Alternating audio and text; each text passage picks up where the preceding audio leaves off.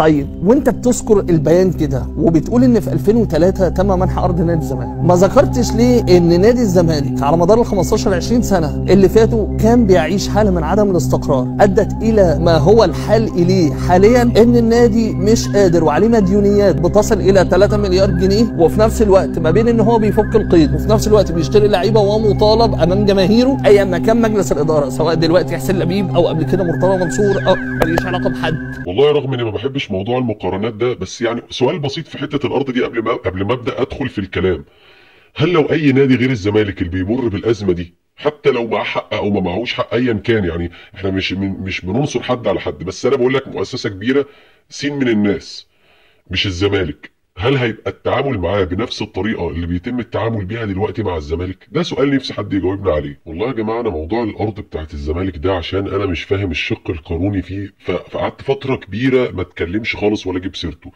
بس لما اتفرجت على الفيديو بتاع اسلام صادق ده، هل حد من وزاره الاسكان طلع او شاف الكلام ده وطلع رد عليه؟ هل حد طلع وضح لا يا استاذ اسلام انت غلطت في كذا، او لا انت مش معاك حق في كذا، واحنا اختصمنا الزمالك قانونيا عشان هو عنده اخطاء قانونيه كذا كذا كذا في استغلال العقود وكذا؟ في حد عمل كده؟ انا ما اعتقدش على مدار الفتره اللي فاتت ان في حد طلع برر الفعل اللي حصل من وزاره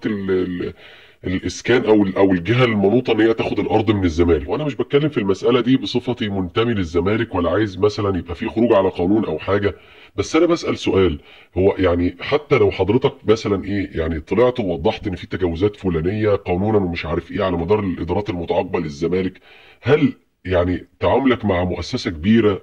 تملكها الدوله زي الزمالك، هل ده يفترض ان يكون بالشكل ده؟ يعني انا بسال حضرتك سؤال بسيط جدا اهو، هل لو ده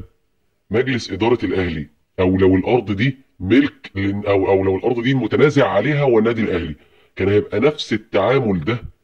من حضراتكم معاهم؟ ده سؤال انا نفسي حد يطلع يجاوب عليه، سواء دلوقتي حسين لبيب او قبل كده مرتضى منصور او ماليش علاقه بحد، ماليش علاقه باسماء، لكن انا بتكلم ان الدوله عاده بتقف جنب الانديه خلال السنوات اللي فاتت، والبيان ذاكر ده على فكره ان السيد رئيس الجمهوريه وجه دعما لقطاع الرياضه وللمنشات الرياضيه، وبالتالي ما بتتكلمش على نادي مركز مع كامل احترامي لمراكز الشباب، وما بتتكلمش على نادي يعني معدي كده وخلاص، انت بتتكلم على نادي الزمالك اللي بيمتلك جماهير كبيره جدا وفي نفس الوقت بيمتلك اعضاء كبيره جدا. فانت النهارده هل هيكون نادي الزمالك يلقى نفس المصير اللي بيعاني منه نادي الاسماعيلي بعد 10 سنين؟ يعني انت النهارده لو نادي الزمالك، ما بقولكش تاني ما تطبقش القانون عشان ما حدش يقولني كلام انا ما قلتوش، لا طبق، لكن في نفس الوقت انت بتراعي مؤسسه رياضيه كبيره جدا وفي تطور مواردها الماليه، لكن هي مش مره واحده انت بتسحب الارض من نادي الزمالك وتيجي تنسب وفقا للبيان الرسمي الصادر من وزاره الاسكان ان انت صبرت من 2003.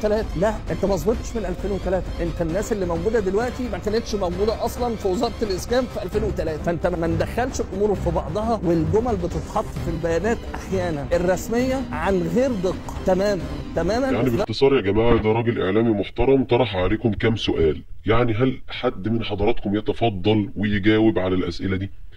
يعني هو يا عم مش بيقول لك ما تطبقش القانون، يا عم لو في مخالفات بص طبق قانونك وتمام والدنيا كويسه، بس حضرتك مش بتتعامل مع مؤسسه خاصه يملكها واحد فانت هتوقع عليه ومش عارف، انت حاسب المقصر، ولكن في النهايه حضرتك بتتعامل مع مؤسسه وطنيه، مؤسسه ملك للبلد. يعني لما تكون المؤسسه دي في افضل حالاتها المفروض ان ده من مصلحه البلد، المفروض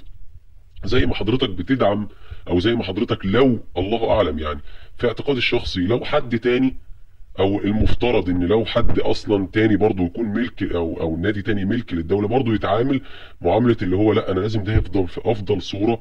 عشان دي القوه الناعمه بتاعتي. لكن احنا ممكن يعني، ويا رب اكون انا غلطان، مش عارف ليه بحس ان احنا بنلاقي الدعم ده او بنلاقي ان ده القوه الناعمه بتاعتي مع ناس كتير تانية، بنيجي عند الزمالك والحاجه بتطبق بحذافيرها. يعني شوف القانون نصه بيقول ايه ويتطبق بحذافيره، وشوف مثلا مجلس الاداره الفلاني حتى لو ما اثبتتش او حتى لو ما فيش اثبات ادانه قوي بالدليل القاطع عليه، احنا نمشيه ونجيب لجنه